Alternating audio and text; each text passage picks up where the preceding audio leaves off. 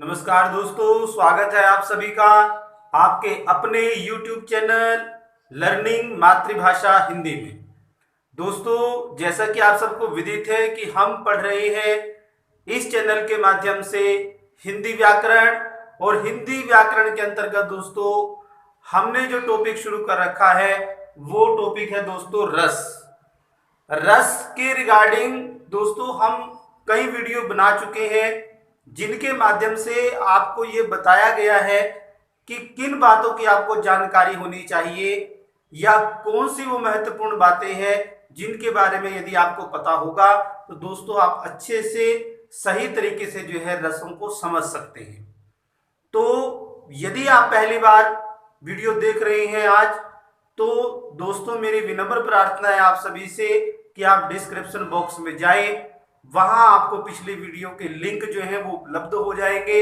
वहां से आप पिछली वीडियो देखें ताकि कंसेप्ट जो है वो अच्छे से आपको क्लियर हो जाए, क्योंकि हमारा प्रयास ही यही है कि जो आपको डिलीवर किया जा रहा है वह सही तरीके से सही माध्यम से आप तक पहुंचे, यही हमारी कोशिश रहती है। दोस्तों चलिए, रस हम कर रहे हैं। रसों में आज हम लेकर के आए हैं हमारा 7वां रस। दोस्तों 6 रस हम पहले कर चुके हैं। 7वां जो रस है दोस्तों, उस रस का नाम है करुण रस। कौन सा रस है दोस्तों? करुण रस।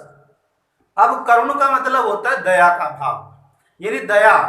करुण का मतलब हो गया दया। अब करुण रस क्या होता है, इसको हम परिभाषित इस प्रकार से कर सकते हैं कि अपने प्रिय, जो आपको प्यारा है या आपकी कोई मनचाही वस्तु है, यदि वह नष्ट हो जाती है, समझिएगा दोस्तों, जो चीज आपको प्रिय है, मान लिया बच्चों को कोई खिलौना पसंद है और वह खिलौना यदि टूट जाए तो बच्चे बड़े दुखी होते हैं। दुखी होने पर क्या होगा, वो रोना शुरू कर देंगे, तो उसको बड़ा दुख होता है। नुकसान पहुंचने पर उनके भीतर जो है संवेदना उत्पन्न होती है। उसी संवेदना को दोस्तों करुण रस की संज्ञा दी गई है।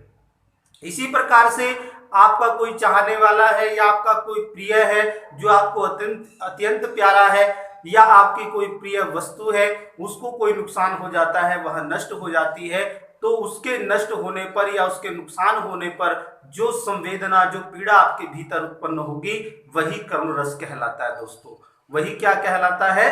करुण रस कहलाता है। तो इसकी परिभाषा हम एक बार देख लेंगे। परिभाषा क्या हो जाती है? कोई आपकी जो प्रिय वस्तु है, आपकी प्रिय वस्तु या व्यक्ति आदि के नष्ट होने पर या क्या होता है, उसको नुकसान पहुंचने पर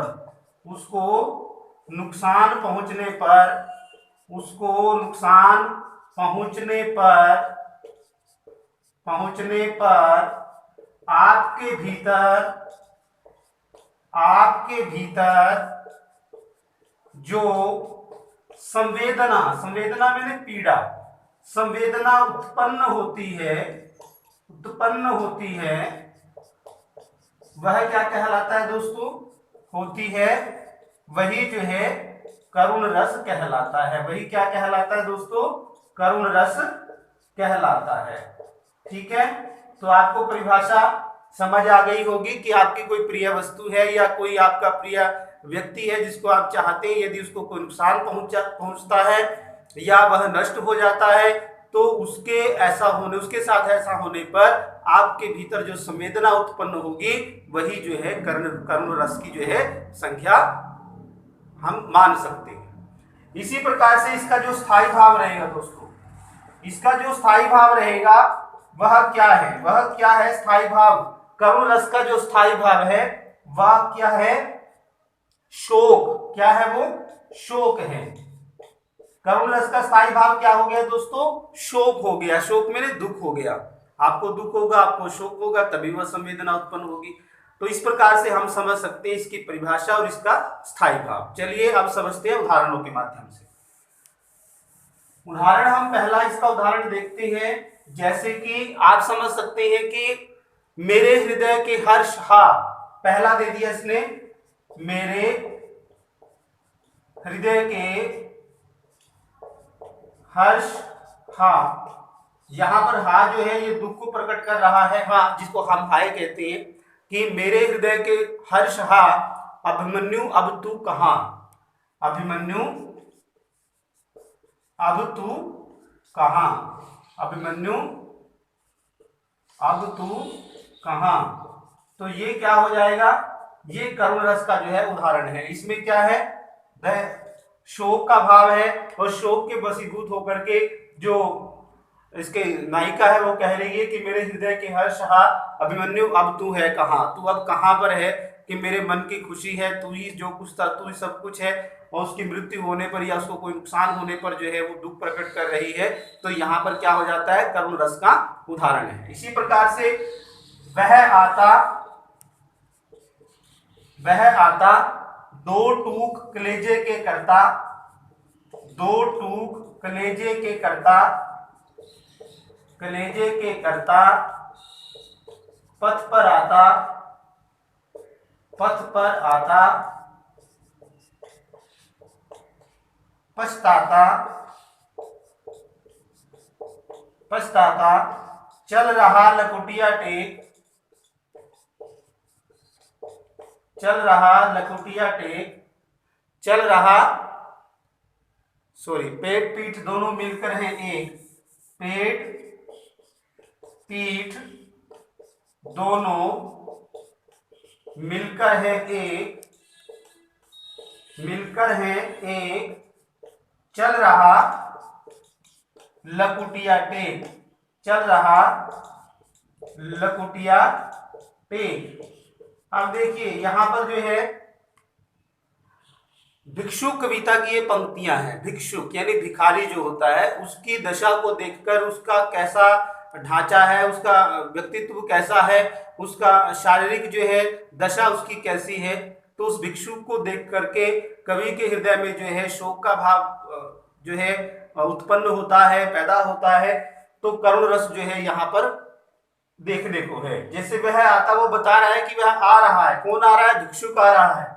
दो टूक कलेजे के करता, कलेजे मैंने अपने हृदय के दो टुकड़े उसने कर रखे हैं, पथ पर आता, लेकिन उसके बाद भी दो टूक कलेजे करने का मतलब है वो हताहत है, हताश है अपने जीवन से, उसके बाद भी पथ पर आता, वह पथ पर आ रहा है भिक्षा मांगने के लिए, पछताता और अपने अभिशप्त जीवन पर वह पछता रहा है। पेट पीठ दोनों मिलकर हैं एक, वह इतना कमजोर है, बहुत दिनों से उसने भोजन नहीं किया है और उसकी जिसके कारण उसके पेट और पीठ दोनों मिलकर एक हो गए हैं, एक प्रतीत हो रहे हैं। और चल रहा लकुटिया टेक, लकुटिया मैंने लाठी, अर्थात वह लाठी के सहारे जो है पथ पर आगे बढ़ रहा है। मुट्ठी भर दाने को भूख मिटाने को, मुंह फटी झोली का फैलाता, पथ पर आता पछताता। अब वो अपनी भूख मिटाने के लिए दो मुट्ठी उसको अनाज चाहिए, वो भिक्षा मांग रहा है। तो यहाँ पर क्या हो जाता है दोस्तों, करुण रस है। उसकी स्थिति को देखकर, उसकी इस दशा को देख करके हमारे हृदय में संवेदना उत्पन्न होती है, पीड़ा उत्पन्न होती है। इसी प्रकार से नेक्स्ट उदाहरण है उभरी नसों वाले हाथ। उभरी नसों वाले हाथ, यहाँ पर एक जो मजदूर होता है उसके बारे में वर्णन किया गया है कवि के द्वारा कि वह इतना कमजोर है कि उसके हाथों की जो है नसें वो दिखाई दे रही हैं। उभरी नसों वाले हाथ, घिसे नाखूनों वाले हाथ, घिसे नाखूनों वाले हाथ, घिसे नाखूनों वाले हाथ। अब उसकी यह जब हम ये पंक्तियां पढ़ेंगे तो उसका जो चित्र है वो हमारे दृष्टिपटल पर उभर करके सामने आ जाएगा। ऐसा होने पर क्या होगा, उसके प्रति हमारे हृदय में संवेदना उत्पन्न होगी। संवेदना उत्पन्न हो रही है तो यहाँ पर क्या हो जाएगा, इन पंक्तियों में करुण रस हो जाएगा। पीपल के पत्ते से नए नए हाथ, अब उसके साथ बच्चे भी लगे हुए हैं। पीपल के पत्ते से नए नए हाथ, दो लिख दिया मैंने, टू टाइम्स है, नए नए हाथ। उसी प्रकार जूही की डाल से खुशबूदार हाथ, जूही की डाल से खुशबूदार हाथ, खुशबूदार हाथ। तो इन पंक्तियों के माध्यम से कवि जो है मजदूर के प्रति जो है अपनी संवेदना व्यक्त करना चाहता है। जहां पर संवेदना है, जहां पर पीड़ा है, जहां पर शोक है, वहीं पर जो है करुण रस है। वहीं पर क्या है दोस्तों? करुण रस है। तो करुण रस आपको समझ आ गया होगा। परिभाषा हमने आपको बताई, स्थायी भाव उसका बता दिया, शोक। और अब जो 8वां हमारे पास है, इसी वीडियो में आज हम करेंगे 8वां, फिर हमारे जो है जो रह जाएंगे उसको अगली वीडियो में करेंगे। 8वां हमारे पास आता है हास्य रस। कौन सा रस है? हास्य रस है। इसको इसलिए करा रहे हैं क्योंकि बिल्कुल आसान है, जल्दी से समझ आ जाएगा।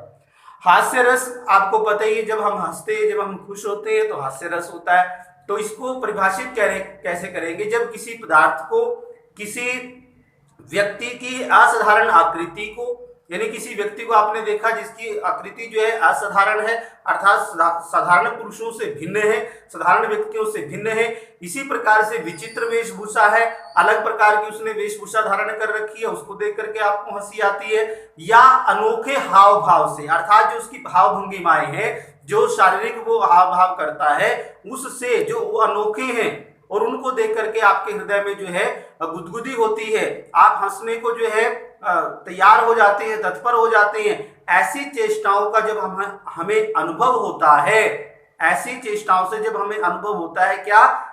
हंसना, हंसी, खुशी, तो ये क्या कहलाता है? हास्य रस कहलाता है। क्या कहलाता है दोस्तों? हास्य रस कहलाता है। उनके द्वारा विचित्र चेष्टाओं को देख करके हमारे मन में जो विनोद का भाव हम अनुभव करते हैं, खुशी का भाव, हंसी का, मजाक का भाव जो हम अनुभव कर रहे हैं, वो क्या कहलाता है? हास्य रस कहलाता है। तो इसका स्थायी भाव क्या हो गया? इसका स्थायी भाव क्या हो जाएगा दोस्तों? इसका स्थायी भाव हो जाएगा हास। क्या हो जाएगा? हास। हास का मतलब होता है हंसी, ठीक है, हास। और इसका हास्य रस का स्थायी भाव क्या हो जाएगा? हास। करुण रस का स्थायी भाव था शोक, यहाँ पर क्या हो जाता है? हास हो जाता है हमारे पास, ठीक है। इसी प्रकार से इसको उदाहरण के माध्यम से समझेंगे हम, कि उदाहरण के माध्यम से हम समझ सकते हैं कि मोटे व्यक्ति की स्कूटर से भिड़ंत, मोटे व्यक्ति की, इसी बात को आप समझ करके जब आप पंक्ति को पढ़ेंगे तो वही बात है, आपके जो इसका बिंब है वो आपकी आंखों के सामने आ जाएगा, दृश्य बिंब इसके अंदर है। मोटे व्यक्ति की स्कूटर से भिड़ंत, स्कूटर से भिड़ंत, अर्थात मोटा व्यक्ति जो है वो स्कूटर से भिड़ गया। अब भिड़ंत हो गई, भिड़ गया। आगे कहता है लोगों ने पूछा, जब वो उसके साथ उसकी भिड़ंत हुई तो लोगों ने पूछा, लोगों ने पूछा, क्या पूछा लोगों ने? कि अरे क्या हुआ? लोगों ने पूछा अरे क्या हुआ? अरे क्या हुआ? लोगों ने पूछा अरे क्या हुआ? तो बोला वह, जी मैं ठीक ठाक हूं। बोला वह, जी मैं ठीक ठाक हूं। तो इसमें हास्य रस है, जी मैं ठीक ठाक हूं। स्कूटर का अंजर पंजर ढीला हो गया, स्कूटर का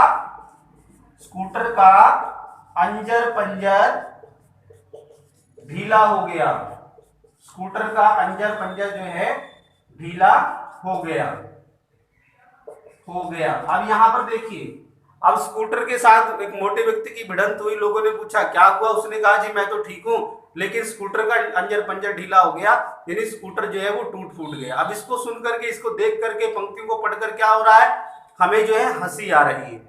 इसी प्रकार से तभी एक कुली आया, कुली समझते हो जो रेलवे स्टेशन पर सामान ढोने का काम करता है।